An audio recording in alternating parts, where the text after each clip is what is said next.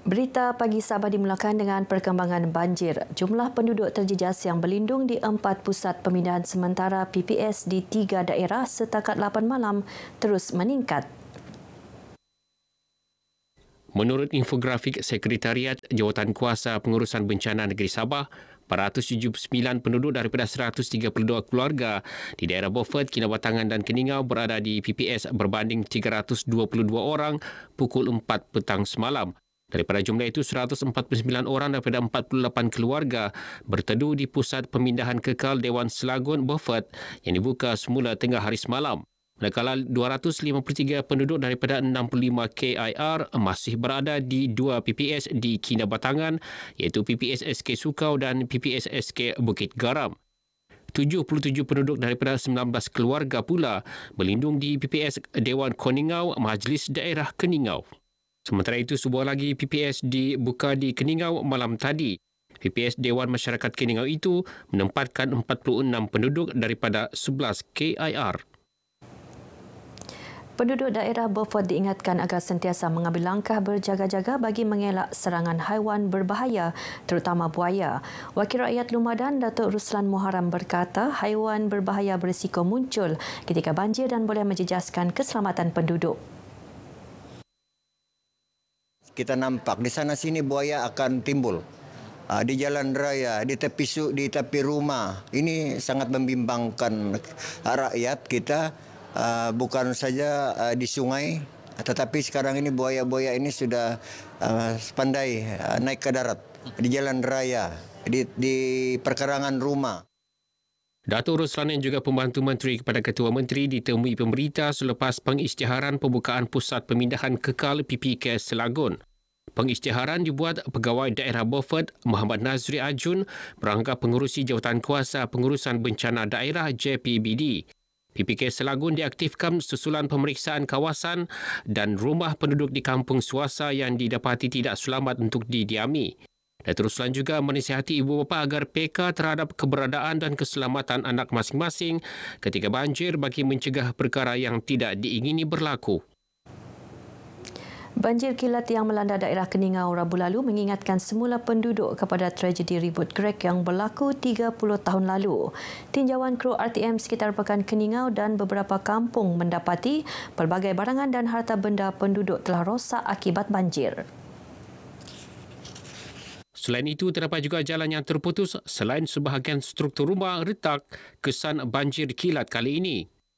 Peristiwa semalam ini adalah julung-julung kali berlaku dan tidak pernah berlaku sebelum ini.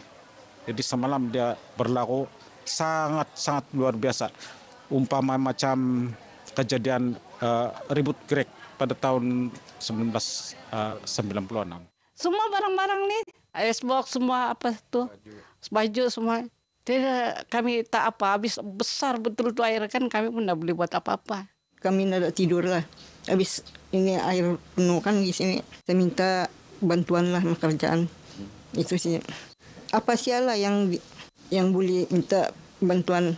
Karena rumah saya itu pun pecah sudah di belakang sana tuh. Itu yang saya minta. Jalan di sana itu jalan sudah rubuh. Tidak dapat jalan sudah. Banyak rumah dimasuki oleh banjir menyebabkan banyak kerusakan berlaku seperti alat-alat perabot, peti ais begitu, hosen, kenderaan dan sebagainya. Kawasan Tamu Ground Keningau juga tidak terkecuali. Bagaimanapun, para penjajah tetap meneruskan perniagaan walaupun kawasan ini dipenuhi lumpur. Risaulah sebab saya punya barang-barang saya letak di bawah dan manik-manik saya. Saya tidak dapat tidurlah. Saya mau datang di sini, Tamu Ground saya tidak dapat datang sebab semua jalan kena blok. Jadi syukurlah pagi ini saya pergi tengok saja barang saya. Jadi ada berjual, jadi saya buka lah. Kita dapat daripada grup WhatsApp di Tamu ni dan di grup WhatsApp Keningau memang banjir di kawasan di atas sana di Petronas sampai di sinilah merebak banjir itu. Jadi risau sangat. Kita harap pun kejadian ini tidak berulang dan apa-apa pun kalau bencana yang kita tidak boleh jangka ini kita harap supaya ada penyelesaian yang baik untuk para peniaga lah. Polis Daerah Beluran berjaya mengesan 2 suspek warga Indonesia yang terlibat dalam kejadian samun di Kampung Negapang, Telebon Tongod 2 Januari lalu. Ketua Polis Daerah Beluran Superintenden Hassan Majid dalam satu kenyataan menjelaskan kedua-dua suspek diberkas kira-kira 5 petang Rabu berhampiran ladang Maxland Tongod hasil maklumat awam. Suspek yang dikenali sebagai Anwar 40 tahun dan Saril 20 kini ditahan reman untuk siasatan lanjut. Kedua-dua suspek sebelum ini melarikan diri selepas mencederakan dua mangsa dipercayai majikan berumur 50 tahun dan anaknya 20 tahun di kebun persendirian milik mangsa. Kes disiasat di bawah Seksyen 395-397 Kanun Keseksaan yang memperuntukkan hukuman penjara hingga 20 tahun dan sebatan. Memperkasa perkhidmatan agar lebih sistematik dan efisien. Itu antara fokus utama kepimpinan Presiden Majlis Perbandaran Sandakan MPS yang baru, Walter Kanson. Bercakap dalam sidang media selepas melapor diri sebagai Presiden MPS, Walter berkata, penyelarasan agensi kerajaan negeri dan persekutuan juga akan diberi perhatian. Selain itu, keindahan lanskap, kebersihan dan keteraturan kawasan sekitar juga tidak diabaikan. Kita tidak lupa dan kita sentiasa berpandukan kepada hala tuju Sabah Maju Jaya. Dan semua strategi-strategi dalam Sabah Maju Jaya kita akan terjemahkan sebaik mungkin di dalam melaksanakan tugas untuk kita sampaikan kepada rakyat. Menurut Walter, pendekatan yang diambil juga bagi memastikan sesi libat urus pembangunan daerah Sandakan berupaya menghasilkan perkhidmatan yang kondusif dan mesra pelabur. Langkah proaktif yang dirancang diharap mampu meningkatkan ekonomi setempat sekaligus menarik pelaburan asing bagi mewujudkan lebih banyak peluang pekerjaan. Sebelum ini, Walter merupakan timbalan setiausaha tetap Kementerian Pembangunan Masyarakat dan Kesejahteraan Rakyat Sabah. Forum Perniagaan BIN Sabah 2025 bakal membuka laluan baharu untuk pertumbuhan perniagaan mampan di seluruh kawasan Asia Pasifik.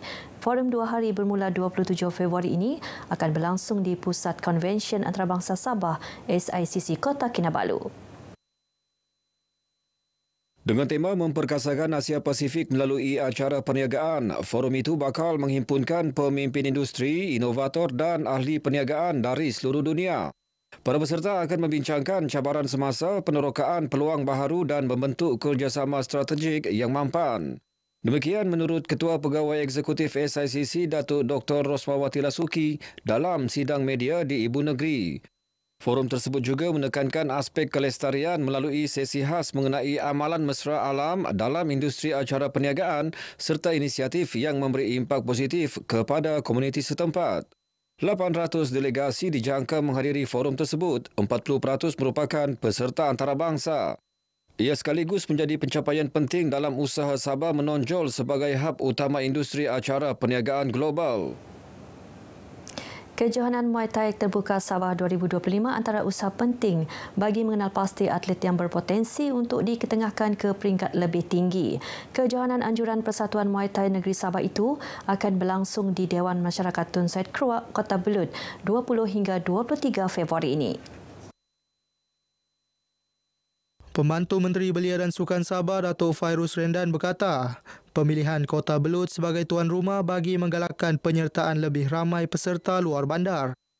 Kita bagi juga ruang dan peluang kepada mungkin juga orang-orang pedalaman, termasuk maksud saya di sekitar Kota Belud, Kota Marudu dan juga Pitas, Kudat sebagainya yang dekat-dekatlah berdekatan dengan daerah Kota Belud. So supaya mereka lebih dekat dan juga kita faham banyak lagi bakat-bakat yang terpendam. Datuk Fairuz ditemui RTM di Ibu Negeri. Katanya faktor pengangkutan dan kos perjalanan sering menjadi halangan bagi bakat-bakat muda luar bandar untuk menyertai kejohanan besar. Justru penganjuran di Kota Belud diharap dapat memberi lebih banyak peluang kepada atlet luar bandar menunjukkan kebolehan masing-masing. Kejohanan kali ini bukan sahaja terbuka kepada golongan belia, malah melibatkan kategori veteran yang ingin bertanding dalam siri perlawanan khas. Paparan itu mengakhiri Berita Pagi Sabah kali ini. Menyusul selepas ini Berita Pagi Sarawak bersama-sama Debbie Amanda Padan di Kuching. Dari sungai hingga segara, Palestin pasti merdeka.